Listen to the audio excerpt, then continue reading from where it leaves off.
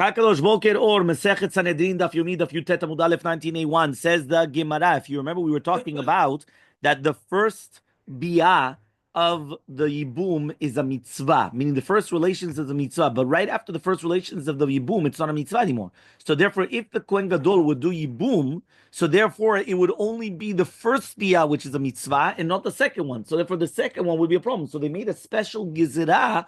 The first biyah to the second one, and therefore the Kohen Gadol cannot do yibum. We also learned this in a Braita in Kadmu Baalu biyah rishona. Let's say if the Kohen Gadol actually came and had the relations with his brother's wife from the Irusin, and he did biyah rishona, kanu, he acquired her. But he's not allowed to have the second relations with her. Because remember, the second relations he's not allowed to, because the second that it becomes the second relations, that's already the Isur. Right? One more time. Kohen Gadol has to get married to a Betula. Now what happens is his brother passes away without children, and he is Meuras. Meuras means he's engaged, but he's not married. So Mistama, meaning probably the wife is still a Betula, right? Hopefully. Says the Gemara, the rabbi is still prohibited to have relations. Why?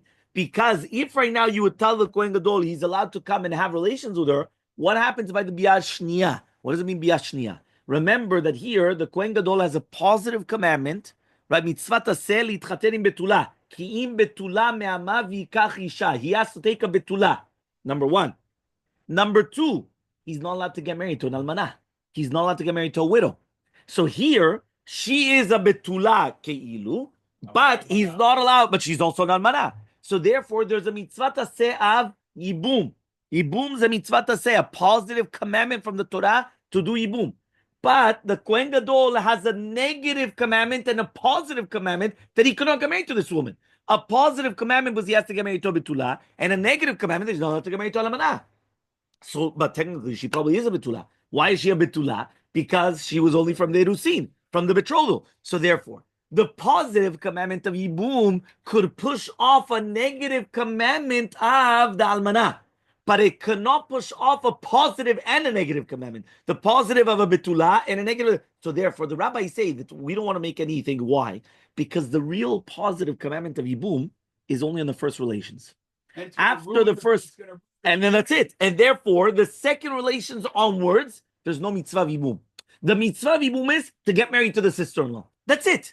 Now, hopefully, the entire purpose, obviously, is to have the children.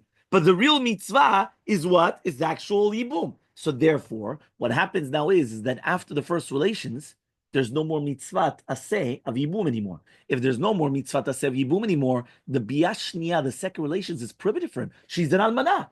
Plus, she's a betula now. She's not a betula now, but she's an almanah. He's not. There's no positive pushing off the negative. So therefore, biyah shniya is prohibited. So therefore, we say that what's going to happen is that it's only going to be the biyah rishona which is permitted. So if he was over, meaning he didn't listen to the rabbi, he didn't even ask the rabbis. He went and he did the yibum, and he had relations with her. Fine, he did the first relations. That was going to be okay. But the second relations is prohibited, so he has to get rid of her. He has to come and get rid of her for the second relations. There's the two dots. Met lo met. What happens if the Kohen Gadol has somebody that passes away to him? So he said that there's going to be a machloket. Is it that he's not allowed to follow the funeral procession on the same street, but he could always be one street behind, or is it that he can't go out of the Bet HaMikdash at all? So Tanna Rabbanan, we learned in the Braita. The first opinion holds that when it says that he's not allowed to go to the Bet HaMikdash, he's not allowed to go with them, but he could always be one street behind them. You'd say he goes out last. Which means that he's always going to be like, they pass the corner, so now he's allowed to be on that street. They pass the next corner, now he's going to go on the other corner, the other street, right behind them. So he's always going to be the one behind them. Okay? Right? But then he's going to go out until the entrance of the city. So Shapi Kamar Rav Yehuda, that's good according to Rav Yehuda, that he says that you're not allowed to be melaveh otam at all. So Elmaleh Rabbi says so he's not allowed to go out of his house. Because when it says it's mashma that he's never allowed to leave the Bet HaMikdash. So what? He's not allowed to go home.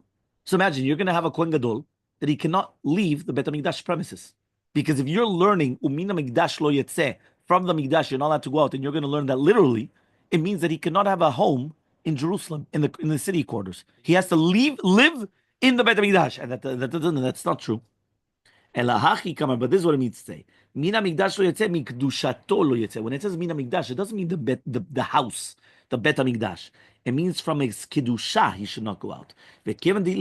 So here, since he's coming and he's accompanying the deceased, but he's showing that there's a differentiation, that he's always going to be one street behind. So therefore, lo atileminga, he's not going to touch the coffin. Rabbi Yehuda, but according to Shirat Rabbi Yehuda, agav merare, because he's going to be so bitter, dilma mikre v'ati v'naga. Maybe it's going to happen that he's going to come and he's going to touch the deceased, and then he's going to defile his kedusha, and therefore that's why, according to him, he's not allowed to leave the Bet HaMikdash at all. So again, one more time, it's a machloket whether it is that he's allowed to accompany, but he's not really there, meaning that he's always going to be one street behind, and he gets until the city entrance, because there by the city entrance, that's when they used to leave the city, and that's where he has to stop. He's not allowed to leave the city, and that's where they go to the cemetery, because the cemeteries were always outside of the city. Or do you say that he's not allowed to leave the Bet HaMikdash at all? So one of them learned that when it says Mina Mikdash lo yetze, it didn't mean literally from the Bet HaMikdash he's not allowed to go out, because if not, then he's not allowed to leave even to go to his house.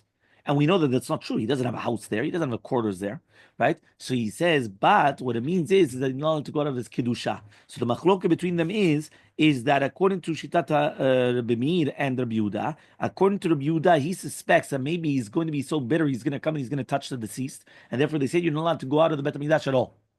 Don't leave the Bet HaMikdash at all.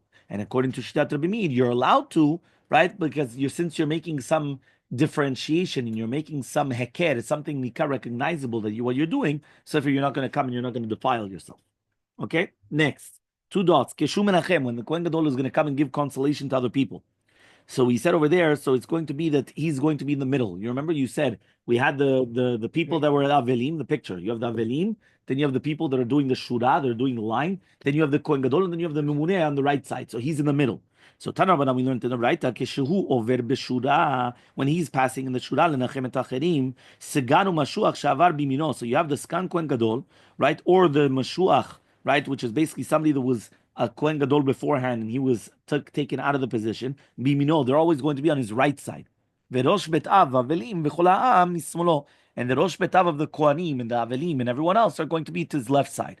Okay, this is just the way of doing it. Remember that the Rosh Betav is the one that's in charge of the heads of that week, right? Remember that every single week there's 24 weeks, mishmarot, or there's routers, right? That means they have like rotations. So every single week there's going to be a Rosh Betav. He's going to be the one that's in charge of that entire household, right? Of Kohanim. And they are the ones that are doing the service in the Bet HaMikdash 2 weeks a year. That's why it's 24 weeks, 24 mishmarot.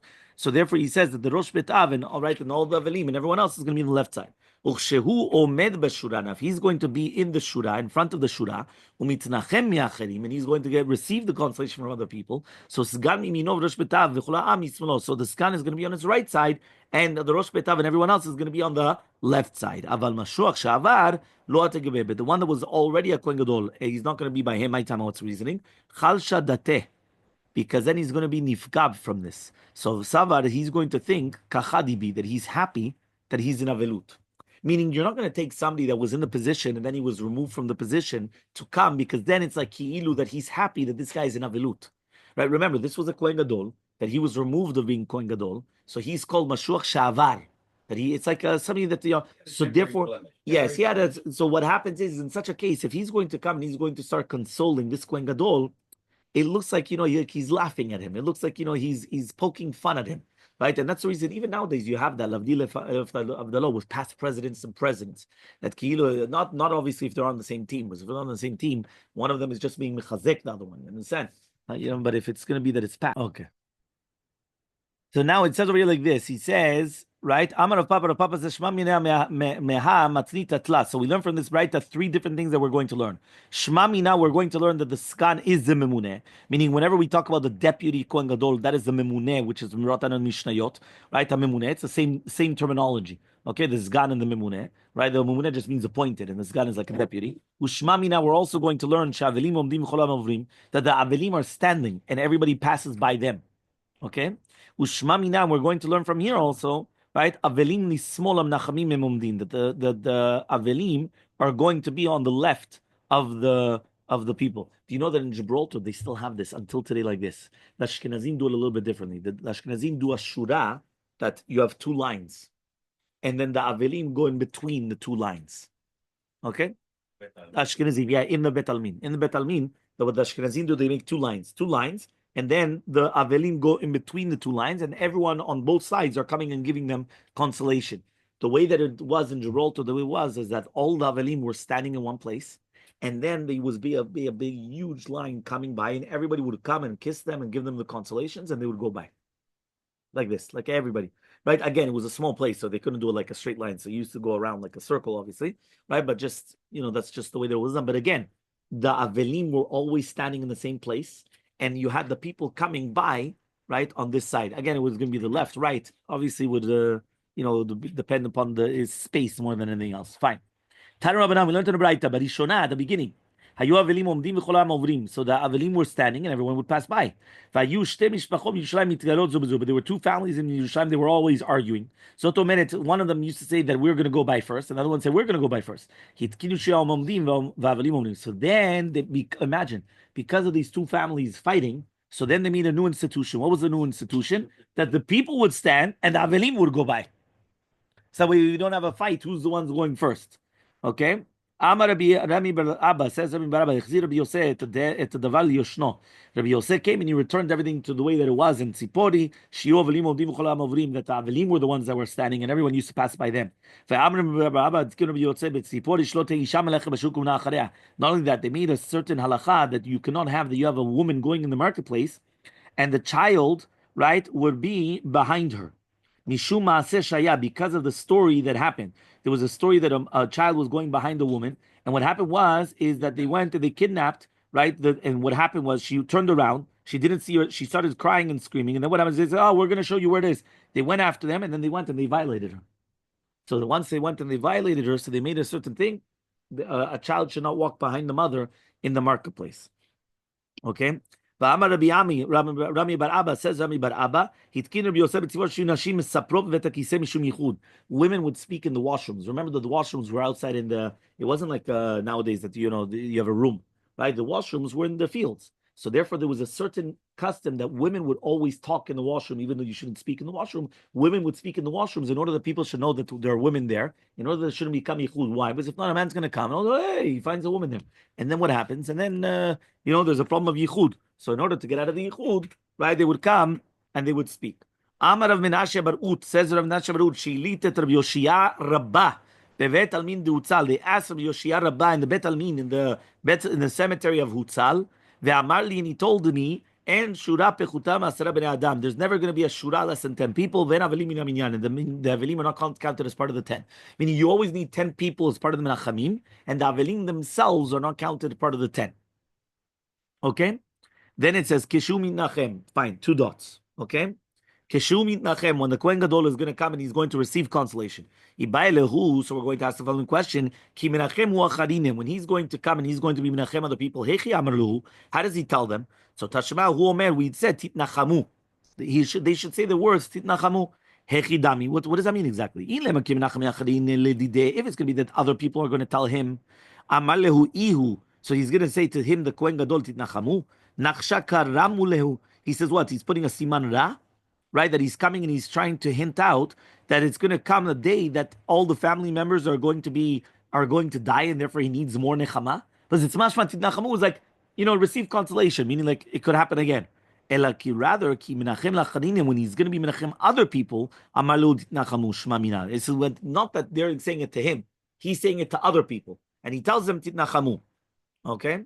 Fine. Melech lo dan velo daninoto. If you remember, we said that a king, he doesn't judge and they don't judge him, and he doesn't testify and they don't testify about him. Amar of Yosef says of Yosef, lo shanu ela malchi Yisrael. That's only going to be malchi Yisrael. Amal malchi bet David v'dan v'daninoto. But malchi bet David, they're allowed to judge and they judge them. But it says dechtiv bet David. Ko amar Hashem, this is what Hashem says. Dinu laboker mishpat. Go judge. If right now they're going to say that they're not going to judge. So how could they judge? Meaning, if you cannot judge them, how could they judge? But it's written, right? So why can't you do it from Malchi Yisrael? Meaning, here we're making a differentiation between kings from Malchi Yehuda, which is Malchi David HaMelech, and kings of Yisrael. Malchei David, they're allowed to judge and they judge them. Malchei Yisrael, they're not allowed to judge and they don't judge them. He says, why? He says, Mishum Maaseh Shaya, there was a story that happened.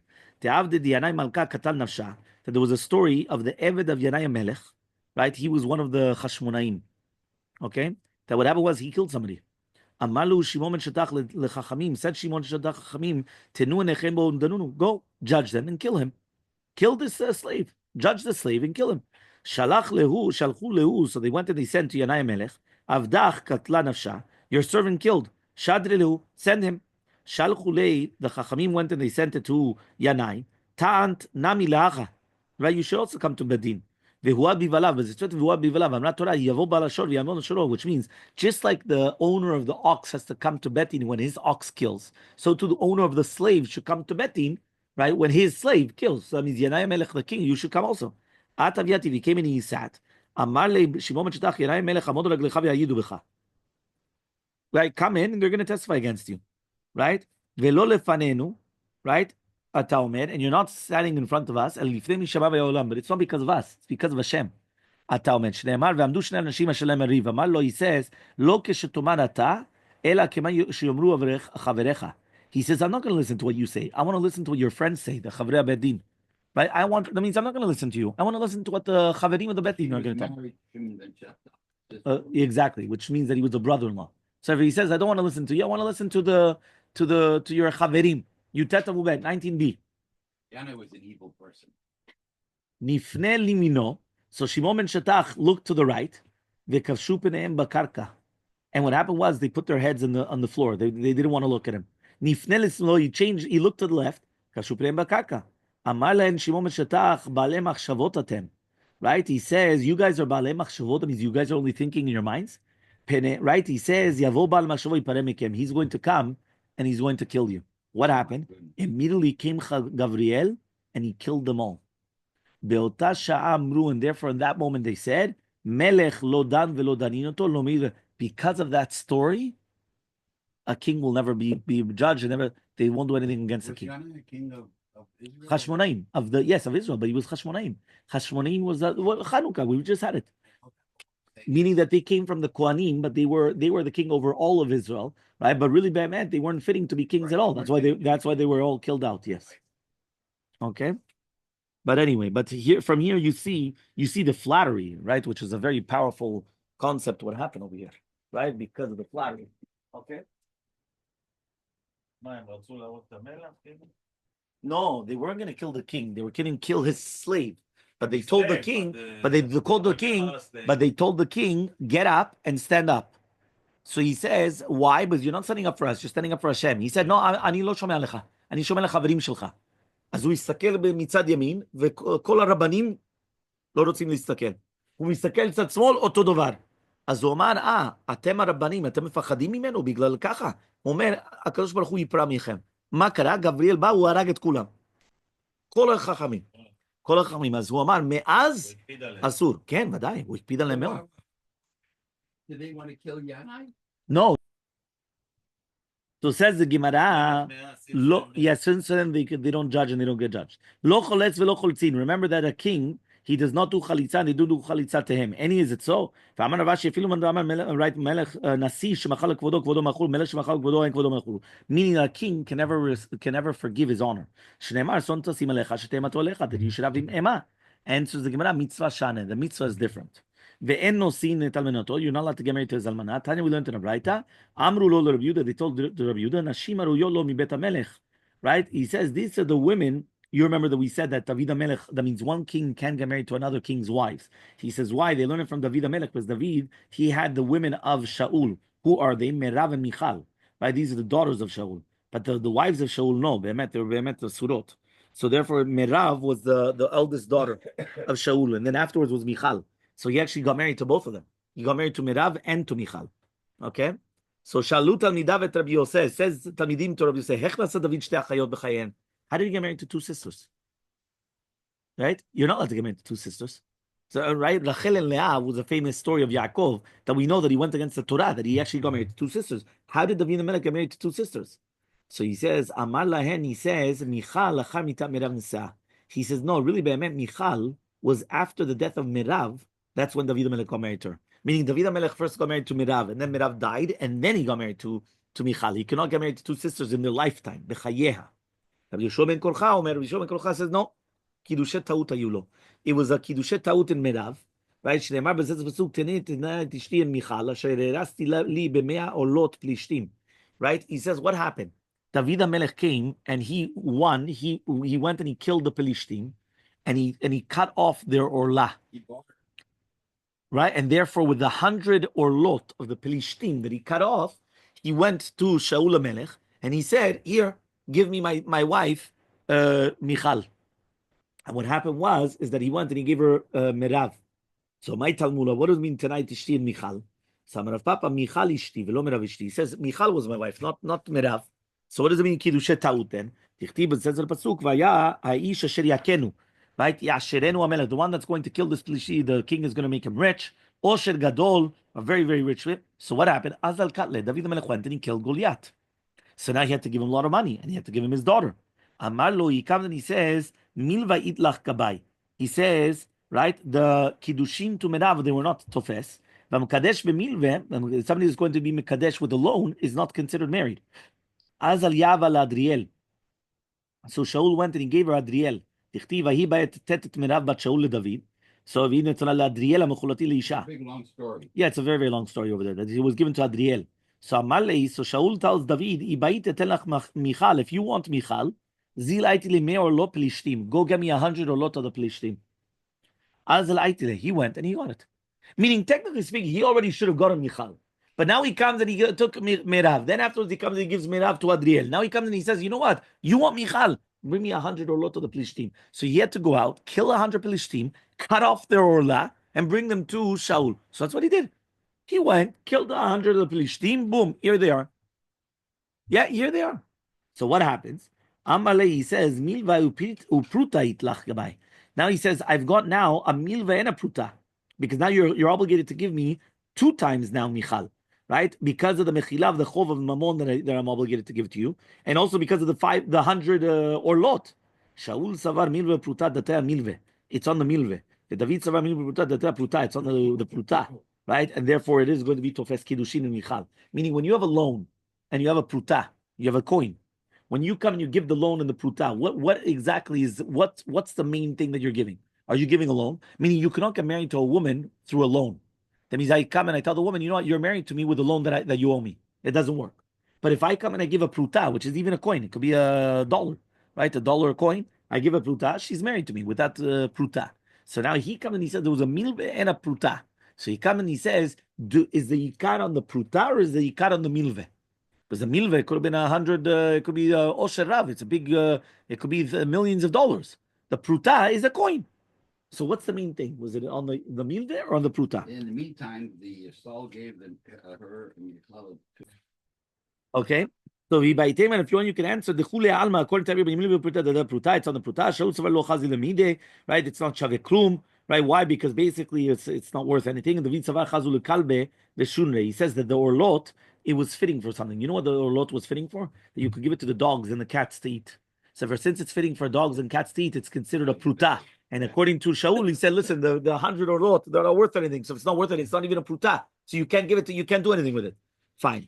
But Rabbi Yosef, according to Rabbi Yosef, what is he going to make a duresh? Rabbi Yosef letamed. Why? The time we learned on the right, Rabbi Yosef duresh mikol me'oravim. He used to come and he used to make a drashot. K'tiv etzrit v'yikach hamelech et shnei bnei ritzpa. Bat haya asher yalda leShaul leTarmonim v'Mephibosheth v'chamesh bnei Michal. Asher yalda leAdriel ha'mecholati. V'chi leAdriel nitel. He said, I don't understand you. He wasn't given to it. Meaning Michal bat Shaul was not given to Adriel.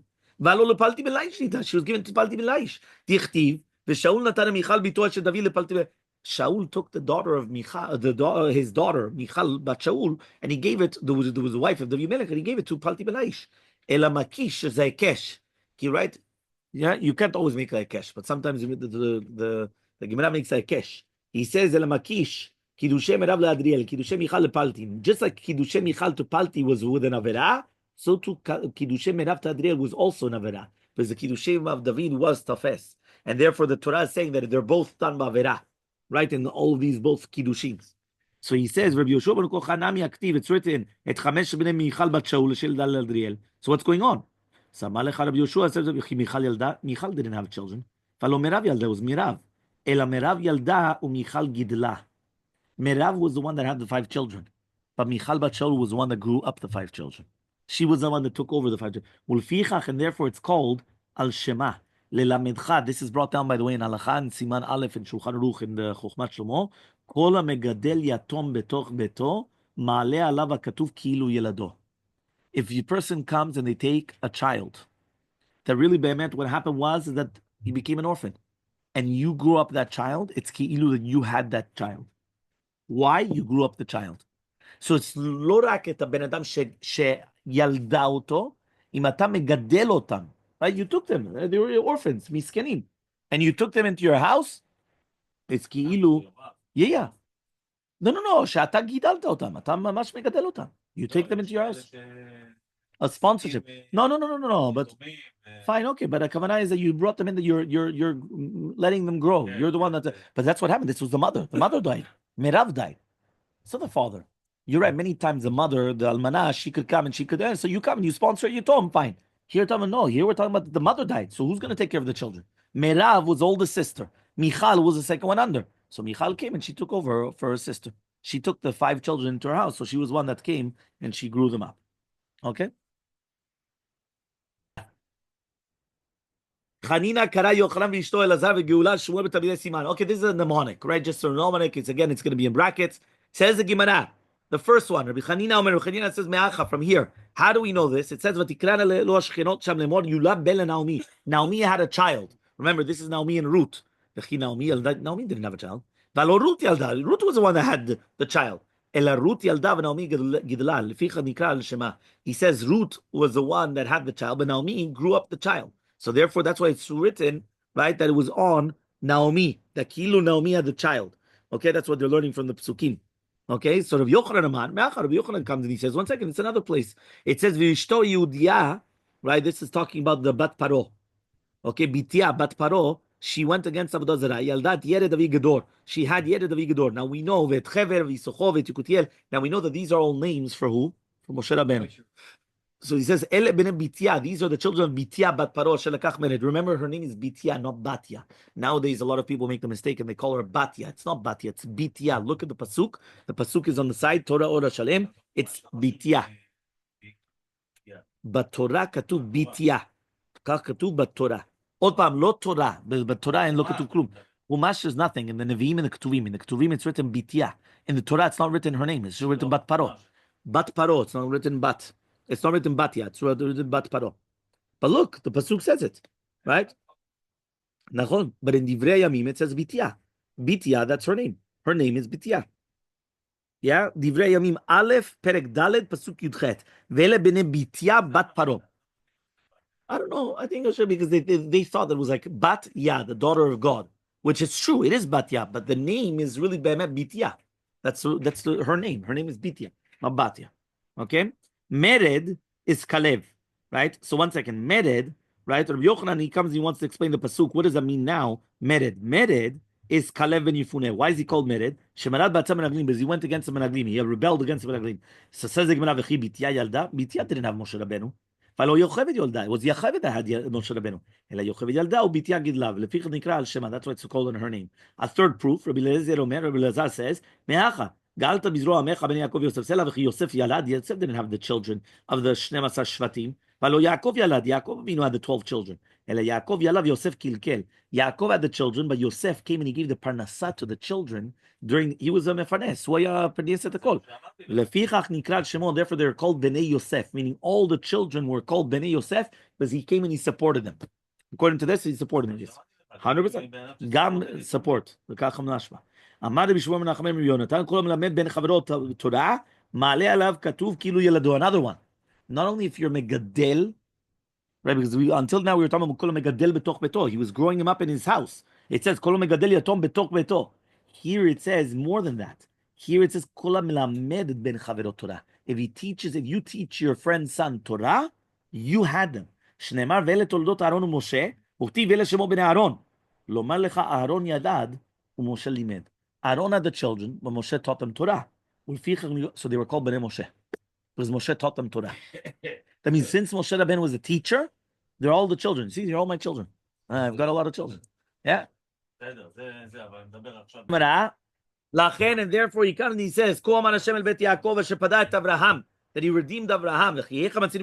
Where did Yaakov Vinu come and redeem Avraham? Amar Rav Yehuda says, "Pedao mitzar gidul banim." He saved him from the tzar gidul of banim, which means that Hakadosh Baruch Hu iftiach l'Avraham Avinu, right? That v'ibeti et tzaracha. So he comes and he says that it's going to come out that the shvatim are going to come and they're going to have the children. I know the Steve, li ata yevosh Yaakov, lo ata yevosh Yaakov me'aviv, velo ata panav yechvaru me'avi aviv. Yeah, fine. So Ktiv it's written Palti. Uktiv Paltiel. I don't understand. Was his name Palti or was his name Paltiel? What's going on? So he says, Amar Rabbi Yochanan. Rabbi Yochanan comes and he says, right, Palti Shemo. His name was Palti. So why was he called Paltiel? Shepelato min Avera, because Hashem saved him from the Avera. That's why El, which is Hashem, saved him from the Avera. Ma'asa, what did he do? Na'atz cherev beno lebena. He put a sword in the bed between them. And he said, anybody that's going to come and going to do anything, they should be stabbed by the sword. The guy that married, but he also knew that maybe David may be married, so he was righteous.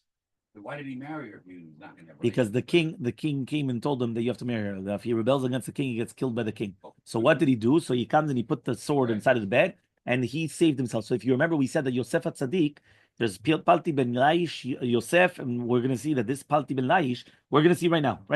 The active, it's written, Vayelech ita isha. Right? What does that mean? He made her like a wife. What does that mean? כאילו היה בלה שגידל וחיבב אותה. כאילו היא אשתו. Look in Rashi, right? He says, והכתיב, right? אישה, his wife, alma balea. So it's much better he had relations with her. It says, no, שנעשה לה כאישה, שהיה מגדלה ומחבבה. By the way, you should know this is the biggest musar when I teach chatanim. Right? This is one of the things you have to teach them. A chatan has to know that when you become a husband of a wife, אתה חייב לגדל אותה ומחבב אותה. You have to grow her up, and you have to show her how precious that she is. That's נקרא שאתה אישה. Meaning, if you're her husband, זה מה שנעשה. לא רק שהוא בועל אותה. בועל אותה, anybody could be boiled, even without נישואין. שנעשה לאישה מין שהוא מגדל אותה ומחבב אותה. You have to make her precious. Because if a person comes, right, he's growing her up. He's making her that at the end of the day, he's coming, he's treating her, right? When I was taught Shiurei Chatanim, they went and said Shira Shirim is a love song between us and HaKadosh Baruch Hu. But it's also a love song between us, right? A husband and a wife. He says there it's written, Imi, Biti, right? Achoti, right? Rayati, right? So there's many. So he says, what does that mean? Sometimes your wife, she acts like a mother. I mean, she's like your mother. What does that mean? You need to be pampered, and she comes and she pampers you up. Yeah. Sometimes, though, your wife is like your daughter. So you have to be the father figure. So you're the one that has to give her that, that. So now what happens, though, is that what happens now, if you want to be the son and she wants to be the daughter, so then you have a contradiction. Because it cannot play the two, meaning that when she's now acting like the daughter, you have to be the father figure.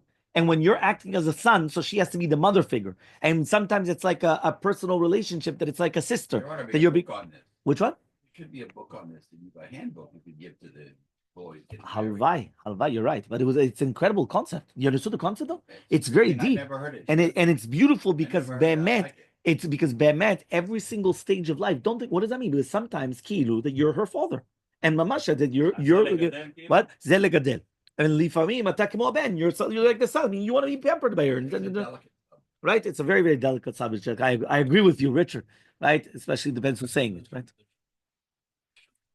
100%. But that's the concept. The concept is that you have to know that when to act in which way.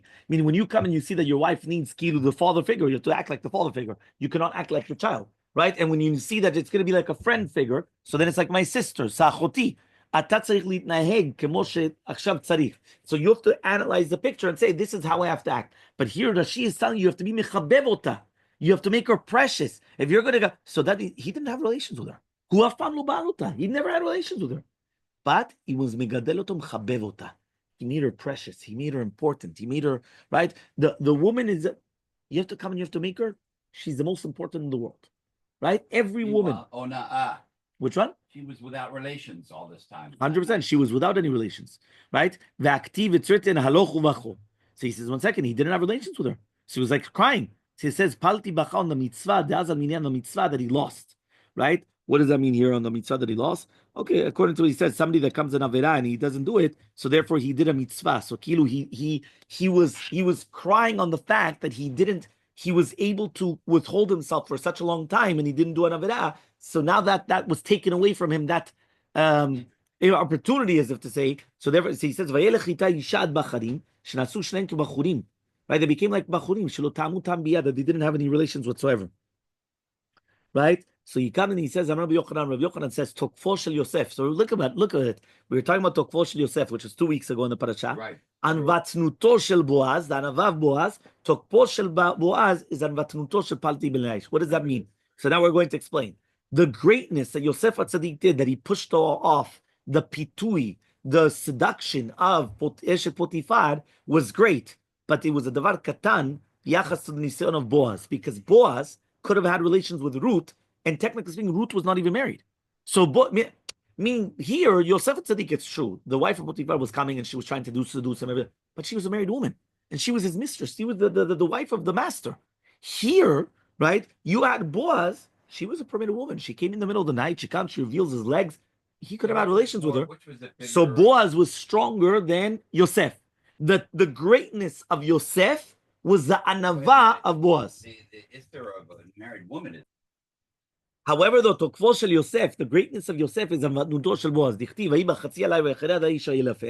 So all of a sudden, the woman is by his feet. His ever became hard, right? Meaning that he became aroused, right? That means what? She was a pnuya. She was already, and he still conquered his Yitzhak. Right? Now remember, Boaz was not a young man anymore. You understood, Richard? He wasn't a young man. And still, he became aroused to have the relations. And he conquered himself. And therefore, since he conquered himself, right, that's what, so he says, right, we're going to go to the Mishnah. It says over here, Tokpo, Kaf Amud Aleph, Tokpo shel Boaz, just like we said. Why? Because here, Palti ben Laish was living with Michal in the same house for a few years. And nothing. He never had relations with her. Right? So that's an incredible nisayon. Boaz was one night. Right? Boaz was one night. Here, I think, by the way, the difference also is that Yosef was being seduced, never in a private manner. Meaning, it wasn't that all of a sudden she came to his bedroom and right now. Never laid in bed with him. Yeah, you know what I mean? It was not here, it's mamash. She's basically in bed with the guy. You understand? And then still the guy comes and he overcomes himself. Okay? Amar Rabbi Yochanan, says Rabbi Yochanan. 100%. 100%. Well, first of all, so now the Gemara says, Rabbi Yochanan says, what does it mean? It says, but Rabot banot Suchail v'atalit kulana. A lot of girls, they did a lot of good things, but you're greater than everybody else. Rabot banot Suchail is Yosef Boaz. V'atalit kulana, but the one that's greatest out of all of them is Palti ben Laish. Right? Because that means he's alit al kulana. He went above all the rest. So Amar Shmuel Nachman and Yonatan, what does it mean in the pasuk Sheker Achen Ve'Eval Yova? Sheker Achen is Yosef. Hevel Ayofi is Boaz. Again, because it keeps on showing you the different levels, right? The generation of Moshe, Hevel Yofi is the Dorosh of Yoshua. Yirat Hashem Tilal is the Dorosh of Chizkiah Melech Yehuda. That means even though the generations of Moshe and Yoshua, they did a lot of Torah, the Chizkiah went above all of them. Another explanation, Sheker Achen is the Dorosh of Moshe Yoshua. Hevel Yofi is the Dorosh of Chizkiah. Yirat Hashem Tilal is the Dorosh of Yehuda Rabbi Eli.